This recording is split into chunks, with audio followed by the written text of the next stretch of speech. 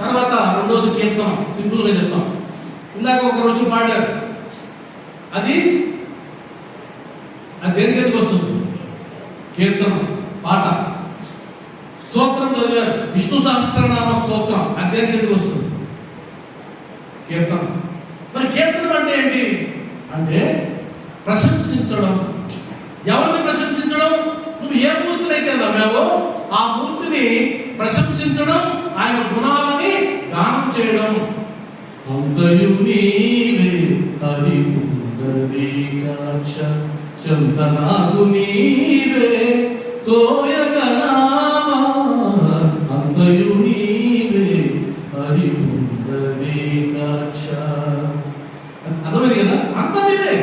మీరు ఏ పాటైనా తీసుకోండి, ఏ కీర్తన తీసుకోండి, ఆ కీర్తనలో ఉన్నటువంటి మూల పదార్థం ఏంటంటే ఆ పరమాత్మని పొగడడం, ఆయన గుణాలను కీర్తించడం. ఎందుకోసం? ఎవరి కోసం కీర్తన? ఇప్పుడు బాబా కీర్తన పాడారు, ఎవరి కోసం అంటే ఆయన కోసమా మన కోసం? ఆయన కోసం కాదు. కీర్తన ఎందుకంటే మన ప్రీతి కోసం. నైవేద్యం ఎందుకు? మన ప్రీతి కోసం. సత్సంగ శ్రవణం ఎందుకు? మన ఉద్ధరణ కోసం. ఉద్ధరేదాత్మనాత్మానం, నీ ఆత్మని నువ్వే ఉద్ధరించుకోవాలి ఈ ప్రక్రియల ద్వారా. మనమే అనుకుంటామంటే నీకు ప్రసాదం పెట్టి నాకేమిస్తా, నీకు ప్రసాదం పెట్టి ఎక్కడిచ్చాను? ప్రసాదం పెట్టినంత తీసుకుని తినేసాడు ఒక మార్గంలో ఇది. కాబట్టి ఒక అద్భుతమైన శ్లోకం ఉంది, కాలక్షేపో న కర్తవ్యం అనండి అందరూ. కాలక్షేపో న కర్తవ్యం క్షీణమాయుచ్చనే క్షణే, క్షీణమాయుచ్చనే క్షణే యమస్య కరుణా నాస్తి, యమస్య కరుణా నాస్తి కర్తవ్యం హరి కీర్తనం. కీర్తనం అనేది అక్కడ వస్తుంది. అది ఎట్లా వస్తుందంటే, అయ్యా నీ కర్తవ్యం కాలక్షేపం చేయడం కోసం కాదు. కొంతమంది దుర్మార్గులు ఉంటారు, దుర్మార్గులు అనలేదు. ఏం చేస్తున్నారు? ఏం లేదు, ఏదో కావచ్చు అంటే అర్థం ఏంటంటే వాళ్ళు అవమానించినట్లుగా భగవంతుడికి ఇంకొకరు అవమానించారు.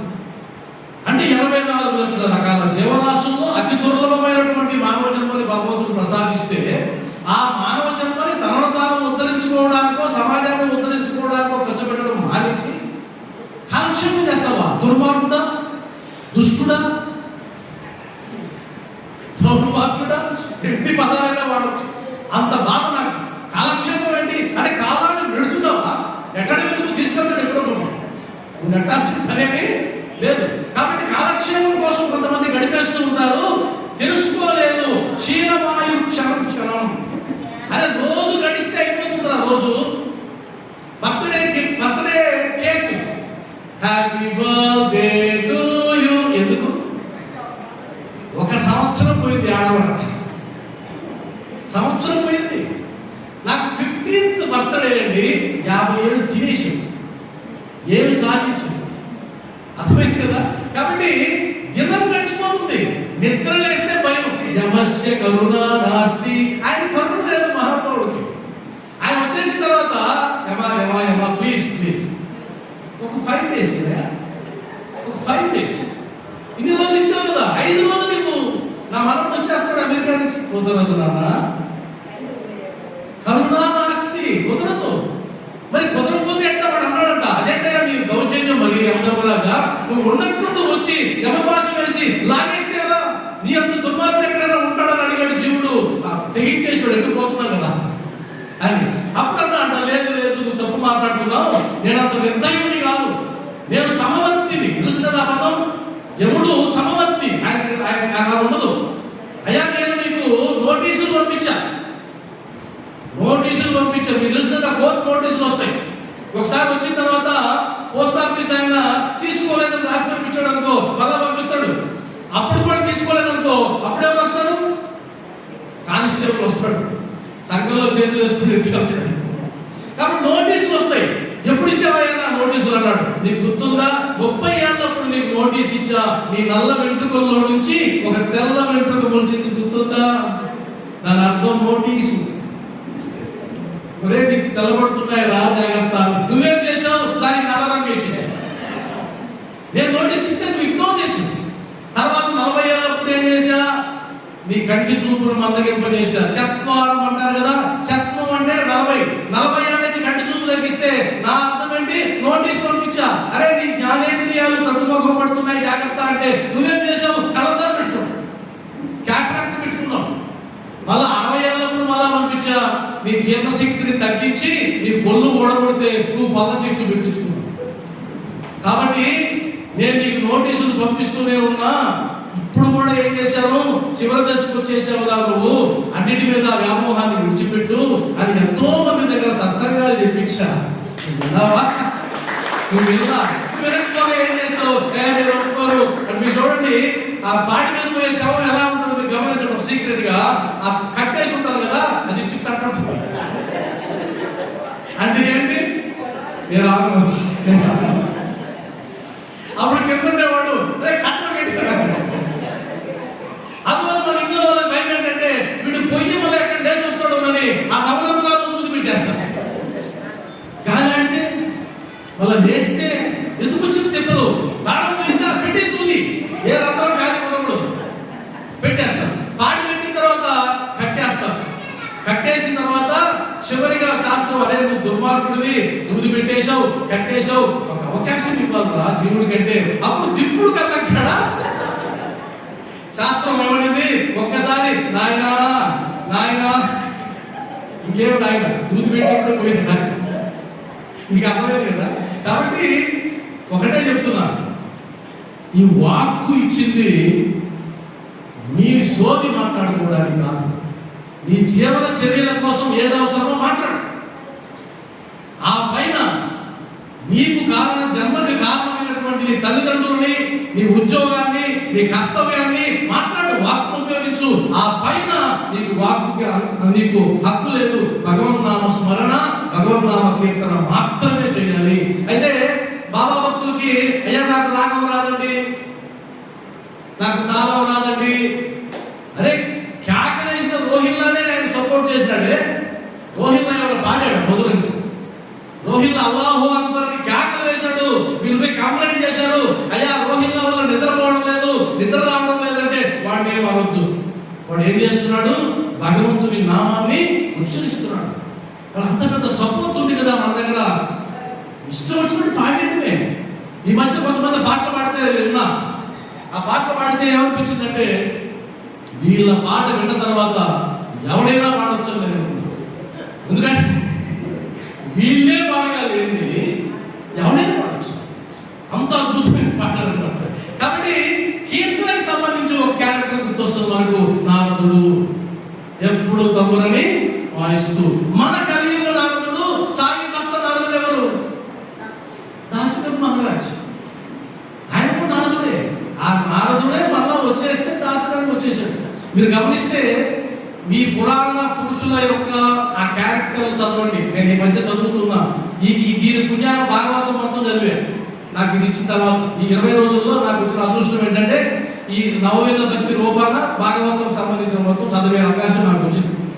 ఇది చదివితే నాకేమనిపిస్తుంది అంటే, ఇదేంటిది భాగవత పురాణంలో లేదా మహాభారతంలో లేదా భగవద్గీతలో ఏదైతే ఉందో అదే క్యారెక్టర్లు ఉన్నాయి బాబా చరిత్రలో.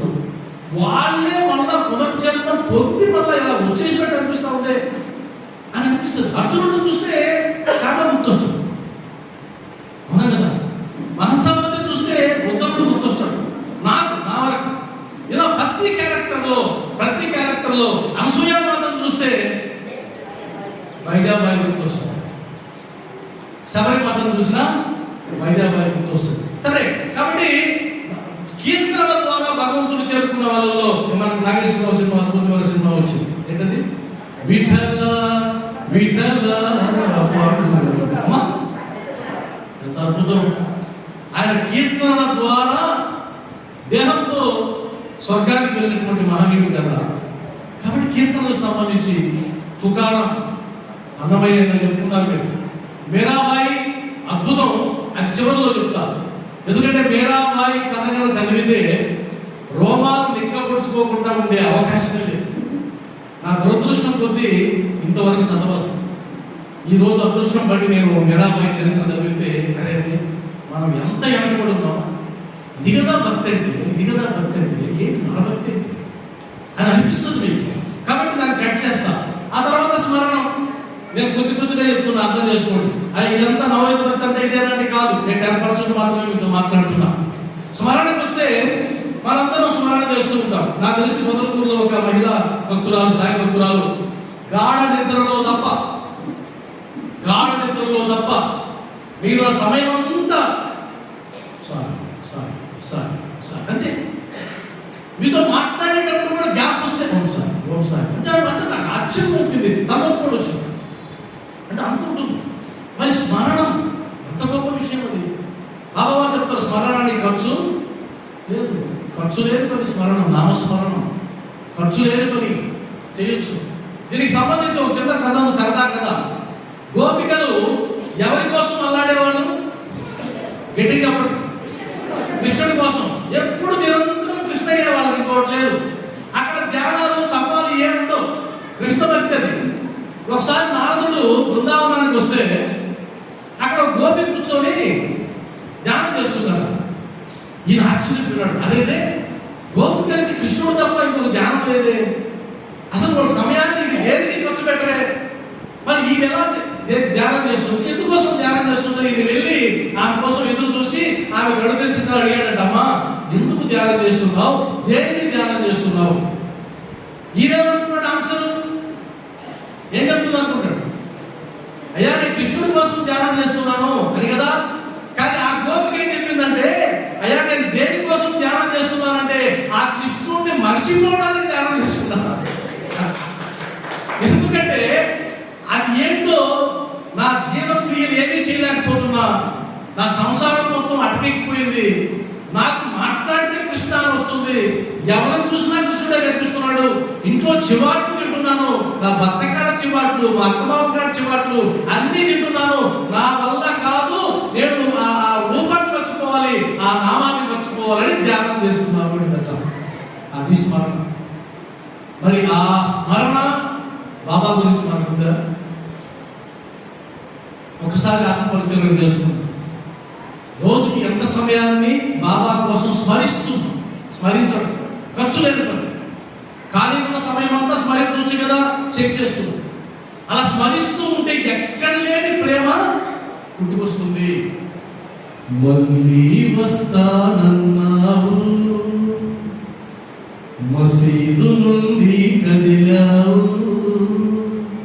సమాధిలోకి వెళ్ళిన నీవు మళ్ళీ ఎక్కడ ఉన్నావు? చూడాలి నిన్ను చూడాలి, నిన్ను చూడాలి సాయి, చూడాలి నిన్ను చూడాలి, నిన్ను చూడాలి సాయి. మళ్ళీ వస్తానన్నావు, మసీదు నుండి కదిలావు, సమాధిలోకి వెళ్ళిన నీవు మళ్ళీ ఎక్కడ ఉన్నావు? చూడాలి నిన్ను చూడాలి, నిన్ను చూడాలి సాయి, చూడాలి నిన్ను చూడాలి, నిన్ను చూడాలి సాయి. చెట్టు పుట్టలు గుబురు పొదలను అంతా నీకై వెతికాను, చెట్టు పుట్టలు గుబురు పొదలలో అంతా నీకై వెతికాను, అడవిలోని ఆ మూగ జీవులను నీ వివరాలే అడిగాను, అడవిలోని ఆ మూగ జీవులను నీ వివరాలే అడిగాను. చూడాలి నిన్ను చూడాలి, నిన్ను చూడాలి సాయి. ఈ పాట రాసింది ఎవరో మీకు తెలుసు కదా, కోట ప్రకాశం గారు. మూడు అద్భుతమైన పాట. మహర్షాపతికి ఇదే అవస్థ వచ్చింది. బాబా వారు సమాధి చెందారు తెలుసు, మహాసమాధి అయిపోయింది, ఆయనను సమాధి చేశారు, ఆడ సమాధి కట్టారు తెలుసు. కానీ మహర్షాపతి ఆ దారిలో నడిచి వెళుతూ కన్నీటి పర్యంతమై అలా చావడం హార్ట్లోకి తొంగి చూసేవాడట. ఎందుకు? ఆ రోజు బాబా నన్ను మోసం చేశావు, 72 గంటల పాటు 3 రోజుల పాటు నువ్వు చనిపోయినట్టు నటించి మళ్ళా వచ్చావు. ఇప్పుడు మొత్తాన్ని మాయ చేసే దానికోసం వెళ్ళావేమో, మళ్ళీ వచ్చి ఆ మసీదులో ఉన్నావేమోనని అలా వచ్చి తొంగి చూసేవాడట, కన్నీటి పర్యంతమయ్యేవాడట. అది భక్తి. అలాంటి భక్తి ఉంటే బాబాని మన నుంచి వేరు చేయలేనటువంటి శక్తి ఈ ప్రపంచంలో దేనికి లేదు. ఏ వాక్యము లేదు, ఏ పోస్టింగ్ లేదు, దేనికి లేదు. ఆ భక్తి మనకు ఉంటే కనుక. కాబట్టి చెక్ చేసుకోవాలి సాయిబాబులారా, అది ఉందా లేదా. కాబట్టి కీర్తనం గురించి దాసరి మహారాజ్ అద్భుతమైనటువంటి చరిత్ర. ఈరోజు షిర్డీ హారతులు జరిగేందుకు వస్తాయండి. కీర్తనం 4 మార్లు మనం కీర్తన చేసుకునే అవకాశం బాబా వారు ఇచ్చారు. ఆయన అంత పెద్ద పీట వేశారు దానికి. అద్భుతమైనటువంటి ఆ బోధ. మీరు కనుక ఆ ఆర్తి పాటల్ని వినడం కాకుండా అందులో ఉండేటువంటి ఆ సారాంశాన్ని మాత్రం మీరు అర్థం చేసుకోగలిగితే, ఇంకొకసారి ఆర్తుల మీద మాత్రమే సత్సంగం ఏర్పాటు చేయండి. అద్భుతంగా మాకు అవకాశం ఇవ్వండి. మీకు చెప్పుకునే అవకాశం ఆర్తుల గురించి మాత్రమే ఆ రోజంతా, ఇంకే దేని గురించి అవసరంగా. అప్పుడు ఆరతుల్ని ఎందుకు ఇచ్చాడు, అందులో ఉన్న గొప్పతనం ఏంటో మనకు తెలుస్తుంది. కాబట్టి శ్రవణం, కీర్తనం 2-3 ముగించుకున్న తర్వాత పాత సేవనం అంటే మీకు ఒక గుర్తు వచ్చేస్తారు. పాత సేవనం ఎవరంటే గుర్తు రావాలి? బాబా చరిత్రలో మహాత్సాపతి వీళ్ళందరూ ఉన్నారు. బాబా వారికి పాద సేవ చేసేవాడు, బాబా వారు భక్తులకు పాద సేవ చేసేవాడు, అది వేరే విషయం. కానీ పాద సముద్రం మీద పవలించి ఉన్నటువంటి విష్ణుమూర్తి దగ్గరికి అక్కడికి వెళ్ళి చూస్తే ఎప్పుడు భగవంతుని పాదాలు నొక్కేవారు ఎవరు? లక్ష్మీదేవి. కాబట్టి ఆమె సిరి సంపదకి సొంతమైంది. అంటే మిమ్మల్ని మీ భర్తని పాదాలు నొక్కితే మీకు డబ్బులు వస్తుందని చెప్తే మీరు నన్ను చెప్తారు, అయ్యా మేము చాలాసార్లు నొక్కి చూసాము, చివాట్లు తప్ప డబ్బులు ఎక్కువ రాలేదు అని అంటారు. కాబట్టి పాద సేవనం అంటే పాదాలు వత్తడం కాదు. బాబా వారు ఆ పాదాలు చూస్తే కనుక వాస్తవానికి భగవంతుని మనం శిరస్సు చూడకూడదు. భగవంతుడి దగ్గరికి వెళ్తే దర్శనం చేయాల్సింది ఏంటంటే పాదాలే. కాబట్టి మనం సాష్టాంగ నమస్కారం చేస్తాం. ఆ పాదాలు బాబా వారు అంటారు కదా, ఇవి పురాతన పాదాలు, ఇవి పురాతన పాదాలు, ఇప్పుడు ఇవి కాదు. కాబట్టి బ్రహ్మ కడిగిన పాదము, బ్రహ్మము తారని పాదము, బ్రహ్మ కడిగిన పాదము. గుర్తొచ్చింది కదా, ఆ పాదం ఇది. ఆ బ్రహ్మ కడిగిన పాదమే అక్కడ ఉంది.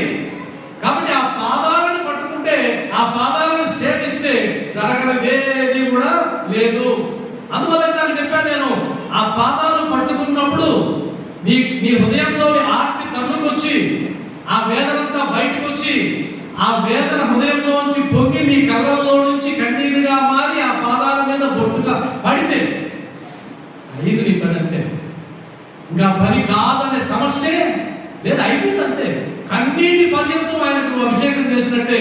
అలాంటి మహాత్ములు నాకు ఎంతో మంది తెలుసు, అలాంటి గృహస్థులు నాకు ఎంతో మంది తెలుసు. తనకు 50 సంవత్సరాలైనా సరే పిల్లలు లేరని, పిల్లలు పుట్టారని చెన్నైలో ఉండేటువంటి డాక్టర్లు సైతం సర్టిఫికేట్ ఇచ్చి, అయ్యా నీకు ఇంకా పిల్లలు పుట్టరు, ప్రయత్నాలు మానుకో అంటే, నాయుడుపేటలోకి వచ్చి అగ్రహారపేటలో ఉండే సాయిబాబా గుడికి వెళ్ళి వాళ్ళు పర్మిషన్ తీసుకొని ఆ బాబా పాదాలని నొక్కుతూ కూర్చున్నాడు ఒక భక్తుడు, సాంబమూర్తి అనే పేరు. ఎప్పుడు చూసినా పాదాలు నొక్కుతూ ఉండేవాడు. నేను అడిగాను, ఎందుకు నొక్కుతున్నారు అంటే, ఆ పాదాలు నొక్కబట్టే వైద్య శాస్త్రం నిరాకరించినా బాబా వారు నాకు బిడ్డనిచ్చారు. కాబట్టి ఆ పాదాలు సామాన్యమైన కాదు, అవి సామాన్యమైన పాదాలు కాదు. కాకపోతే ఆ పాదాలను నువ్వు ఏ ఉద్దేశంతో పట్టుకుంటున్నావు, ఏ భావనతో పట్టుకుంటున్నావు అన్నది చాలా ఇంపార్టెంట్. అందువల్ల గుహుడు రామాయణంలో గుహుడు రామవారి పాదాలని పడవలో పెట్టనిచ్చాడా? పెట్టనీయ. ఏమన్నాడు? అయ్యా ఈ పాదాలు సామాన్యులు కాదని, తాటకిని ఒక్కేటున కూల్చావంట, అరుని విల్లు ఒక దెబ్బకై విశావంట, పరశురాముడంత వాణ్ణి పారదని వినావంట, ఆ కథలు చెప్పుతుంటే విని ఒళ్ళు మరసిపో పోతుంటా రామయ్య తండ్రి, ఓ రామయ్య తండ్రి. చెప్పండి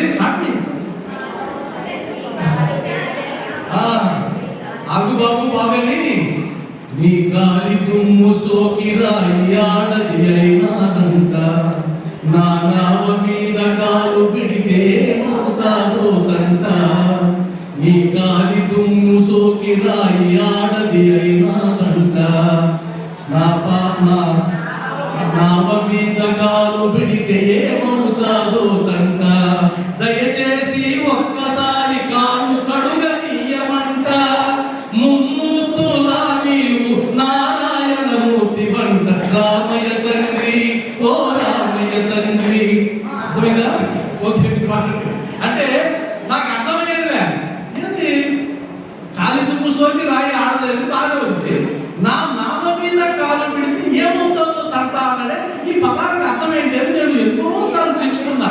నాకు అర్థమైంది ఏంటంటే ఈ మధ్య అర్థమైంది, అయ్యా నువ్వు ఒక రాయికి నీ పాదం సోకితే అది రాయి ఆడదైపోయింది, నా పడవలో 26 ముక్కలు ఉన్నాయి, నువ్వు కాదు పాదం పెట్టి 26 మంది లేడీస్ వచ్చేస్తే ఆ తంట నేనెక్కడ పడేది. అందుకు నాకొద్దు, నేను కడిగేస్తా, పాదాలు కడిగేస్తే దుమ్మంతా పోతుంది.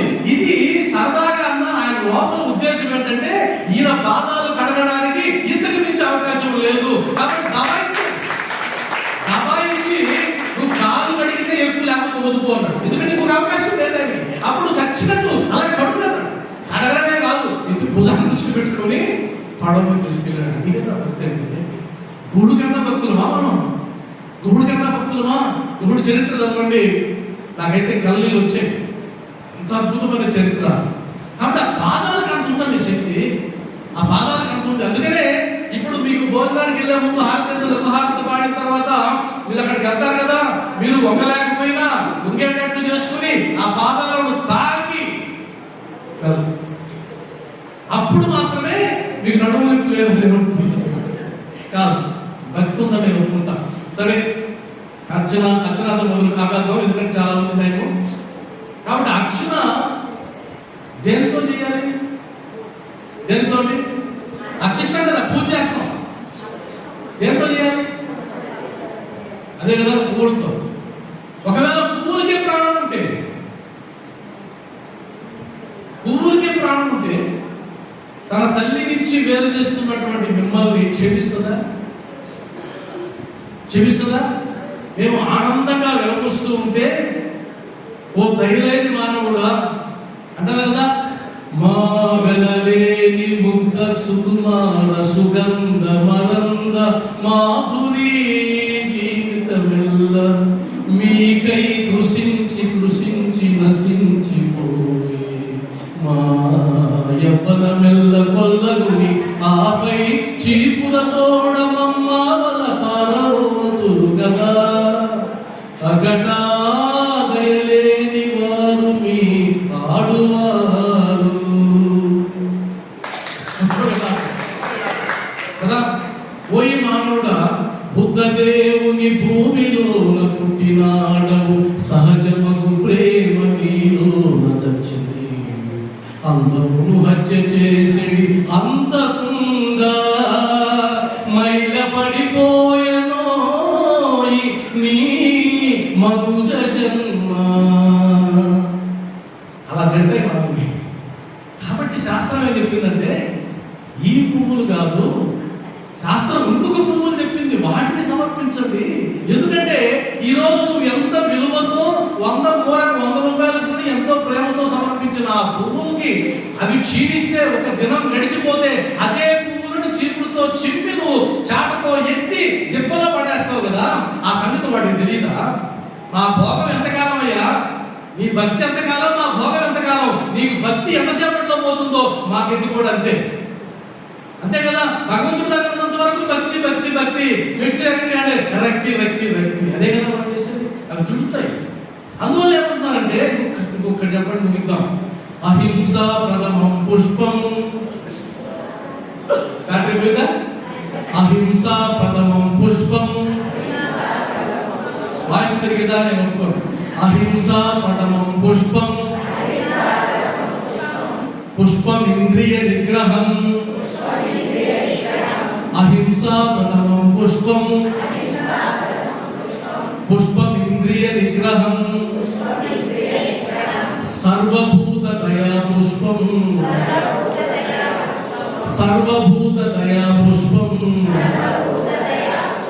క్షమా పుష్పం విశేషతః జ్ఞాన పుష్పం తపః పుష్పం శాంతి పుష్పం తదైవ చ సత్యం అష్టవిధం పుష్పం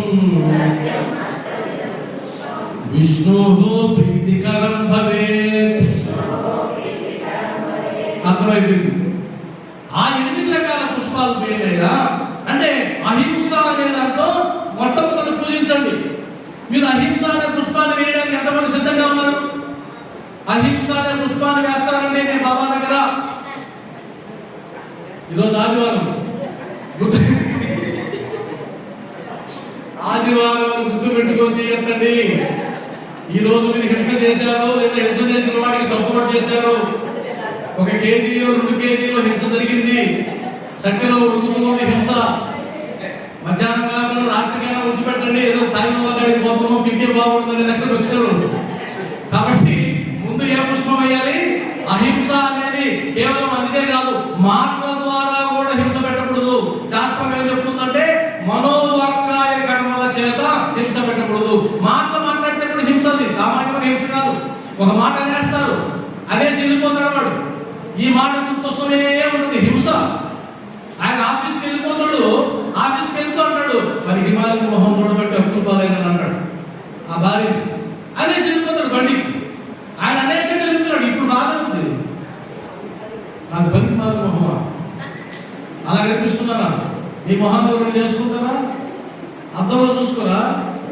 ఇలాంటి మాటలు అర్థమైంది అంటే అర్థమైంది. మాటల ద్వారా కూడా హింస పెట్టవచ్చు. కాబట్టి అహింస. 2 ఇంద్రియ నిగ్రహం. ఎంతమంది ముందు చేయొద్దు. ఆ పుష్పం అయిపోతారు మీరు.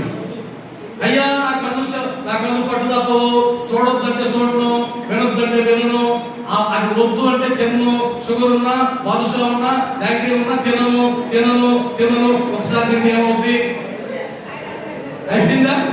కాబట్టి ఉందా చూసుకోండి. సర్వభూత దయ, అన్ని భూతాల పట్ల అన్ని జీవుల పట్ల దయతో ఉన్నామా? ఒక కుక్కని ఇంటికి వచ్చి కూర్చుంటే ప్రేమతో వచ్చి అన్నం పెట్టే వాళ్ళు ఎంతమంది ఉన్నారు ఈ కాలంలో? వీధి కుక్కలకి అన్నం పెట్టే దిక్కే ఉంటుంది. 50,000 పెట్టుకుంటే బాగా సాగుతావు. అది 2 లక్షలు అయితే ఇంకా బాగా సాగుతావు. 5 లక్షలు అంటే సంకలో పెట్టుకుంటావు. 10 లక్షలు అయితే నెత్తిని పెట్టుకుంటావు కదా. మరి వీధి కుక్క అల్లాడిపోతుంది అన్నం లేక, దొక్క చిక్కిపోతుంది. అంత పిలిచి పెట్టే తింటున్నారా ఇప్పట్లో? చెన్నైలో ఒక మహానుభావుడు రామచిలుకలకి అంత గింజలు వేస్తే మొదట ఒక 4-5 రామచిలుకలు వచ్చి వాలాయట. చూశాడు, మరలో 1 కేజీ పోసాడు, 10 చిలకలు వచ్చాయి.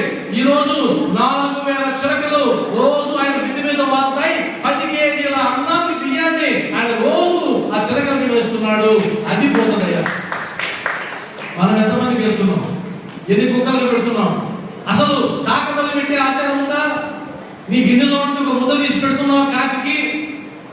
ఆ పెట్టే వాళ్ళకే రేపు పిండం పెట్టేటప్పుడు కాకి వస్తుంది. నువ్వు కానీ అన్నం పెట్టకపోతే కాకి రాదు. దాని మీద సినిమానే వచ్చింది కదా. నిన్నే విన్నా నేను, హైదరాబాద్ లో ప్యాకేజ్ 30,000 అంట. ఏ ప్యాకేజీ? ఎత్తుబడి ప్యాకేజ్. వాళ్ళు చెప్పుకొచ్చారు, ఎత్తుబడి ప్యాకేజీలు ఏమేమి ఉంటాయి అన్నాడు. అడిగితే అన్ని చెప్పి చివరిలో అన్నాడు కాకులు కూడా మేమే సప్లై చేస్తాం. 30,000 కాకులు ఎక్కడ సార్ అంటే బోనుల్లో పెట్టుకొస్తాడు. నిజం తమాషా కాదు నేను చెప్పేది. బోనుల్లో పెట్టుకొచ్చి పిండం పెట్టిన తర్వాత ఆ బోన్ తీస్తాడు. ఆ కాకి తింటూ ట్రైనింగ్ ట్రైనడ్ ఆ కాకి పిండం తిని మన బోన్లోకి వెళ్ళిపోతుంది. ఇది మన దౌర్భాగ్యం. ఆ బతుకు కావాలా? ఆ బతుకు కావాలంటే మీ ఇష్టం. తర్వాత క్షమా పుష్పం, క్షమించే గుణం ఉందా? సచ్చరిత్ర మొత్తం ఎన్నో ఉదాహరణలు ఉన్నాయి. క్షమించండి. ఇందాక గురువు గారు చెప్పారు, నిన్నెవరైనా ఒక మాట అంటే కనుక క్షమించు, కృతజ్ఞతలు చెప్పు అన్నాడు కదా. అందులో పుష్పం అది. జ్ఞాన పుష్పం, తప పుష్పం, శాంతి పుష్పం. శాంతి ఎక్కడ ఉంది మనకు? ఎంతమందికి శాంతి ఉందండి? ఏ ఇంట్లో శాంతి ఉంది? ఏ గడప దుక్కిన అశాంతే కదా. అలదడే కదా. మరి ఎందుకు ఆయన వచ్చింది? మన బలాన్ని చేయడానికా, కోరికలు తెచ్చడానికా? శాంతిని ప్రజ్వలింప చేయడానికి వచ్చాడు, శాంతి కాముకుడు. కాబట్టి ఏ సాయి భక్తుని ఇంటిలో శాంతి ఉంటుందో మీ ఇంటిలో బాబా వారు ఉన్నట్టే. రాసి పెట్టుకోండి. శాంతి లేదా బాబా లేడు, ఇది కూడా రాసి పెట్టుకోండి.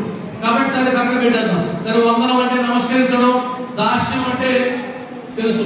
దాసుడు గురించి ఆయన మాట్లాడుకున్నాం. దాసుడు ఎవరండి? ఆంజనేయుడు. ఆంజనేయుడు గురించి దాసుడు ఉన్నాడా? దానికే మనం స్వామి కృత్య న్యాయం అంటారట శాస్త్రంలో. స్వామి కృత్య న్యాయం అంటే స్వామి ఉంటాడు, రుచుడు ఉంటాడు, సేవకుడు ఉంటాడు.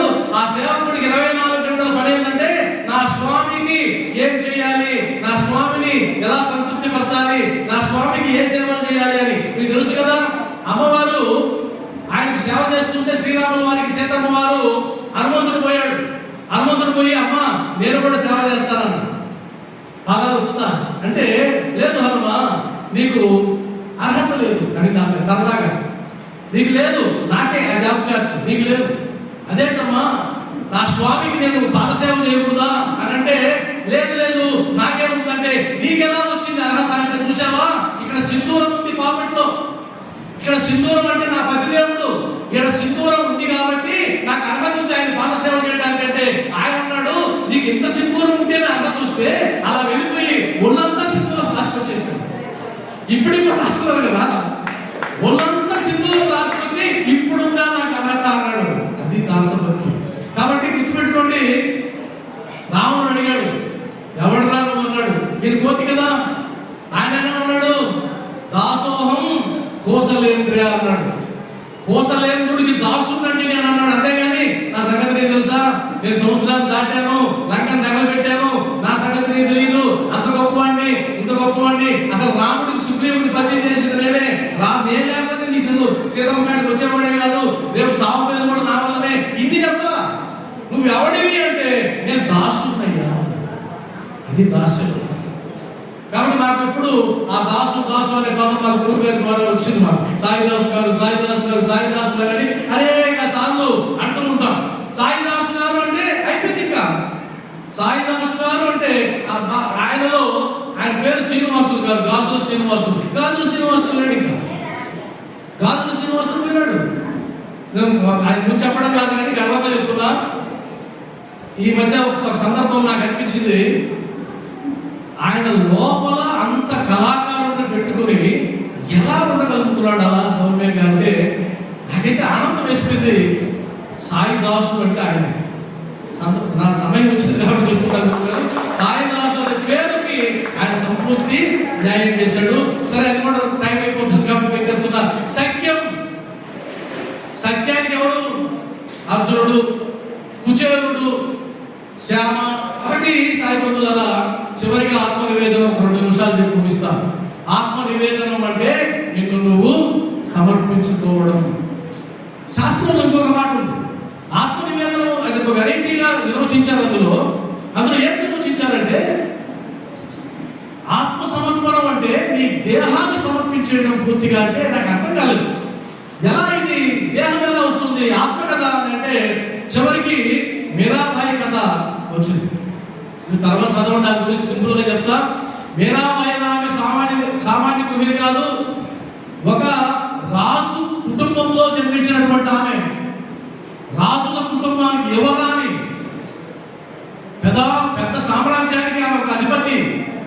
అలాంటి సామ్రాజ్యాధిపతికి కూతురై ఉండి మరొక సామ్రాజ్యాధిపతికి మనవరాలై ఉండి సకల సంపదలతో ఐశ్వర్యాలతో దూకేటువంటి ఆ మీరాబాయికి పూర్వజన్మ సుకృతంగా చిన్నతనం నుంచే ఆమె చేతికి గోపాలకృష్ణుడు వచ్చాడు. ఒక గురువు గారు వచ్చి ఆ కృష్ణుడు యొక్క పెద్దలను తీసుకొని వస్తే ఈ చిన్న పాప వెళ్ళి గురువు గారు నాకు అది ఇస్తారా అంటే ఆయన సంతోషంగా ఇచ్చేశాడు.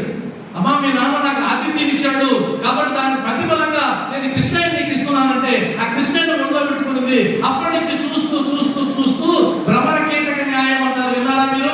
భ్రమర కీటక న్యాయం అంటే ఆ భ్రమరాన్ని చూస్తూ ఉన్నటువంటి కీటకం చూస్తూ చూస్తూ చూస్తూ భ్రమరంగా మారిపోతుందట.